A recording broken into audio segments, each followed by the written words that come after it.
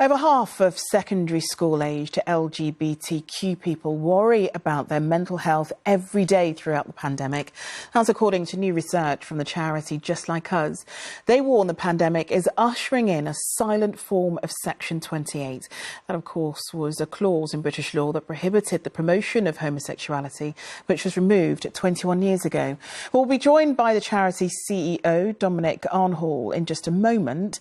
But first, let's hear from one of those who's benefited from their support. I grew up during a period of time when Section 28 was enforced. In the late 80s and early 90s, we had a very vociferous media that was extremely anti anything that wasn't straight and white, really. So I think my experience has been that I've had to kind of negotiate through very difficult waters. And had I had this kind of intervention that Just Like Us offer, it would have been incredibly powerful.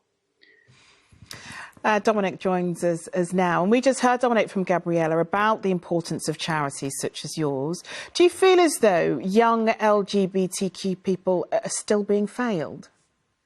Yeah, absolutely. I mean, they were being failed before the pandemic. And I think one of the problems we've got at the moment is that there's enormous pressure on schools in order to get everything right at once, which of course isn't and doesn't feel possible at the moment. Our research clearly shows that while the pandemic is happening to everybody, the impact of the pandemic isn't falling evenly. So LGBT plus people, as you said, are more than twice as likely to worry about their mental health on a daily basis. And 7 in 10 LGBT plus young people thinks their mental health has got worse during lockdown, compared with about half of non-LGBT plus young people. And finally, our research also showed that the mental health of LGBT plus people who were also eligible for free school meals, who were Black, who were transgender or who were disabled, were particularly impacted, with 65% worrying on a daily basis. So we've got a real problem here.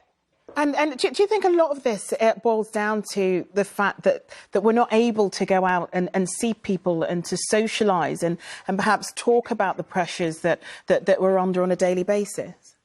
Well, absolutely. I mean, we know from our own experience and our own work that LGBT plus people particularly tend to rely on support networks that sit outside of their immediate family home. And in many cases, LGBT plus young people will either not be out to their family or perhaps their family has a particularly negative view of their sexual orientation or gender identity. So it just adds complicating factors to what isolation is. And when you're separated from people, who are you separated and who are those people to you? So if someone here watching is in a very similar situation, what sort of help and support is there for them? So I'd say there's a great deal of support depending on the nature of the problem. You've got organisations like the Samaritans or the Albert Kennedy Trust if you're made homeless. And from our point of view, we want to support schools in providing that line of support that they would ordinarily be providing to LGBT plus young people were they at school. So come over to our website if you're connected with a school, www.justlikeus.org, and we'll give you everything you need in order to support those young people. Oh, Dominic, thank you so much for talking us through that. Thank you. Thanks ever so much. Finally, a couple in Bournemouth who lost their precious cat 14 years ago have, against all odds, been reunited with him. Mandy.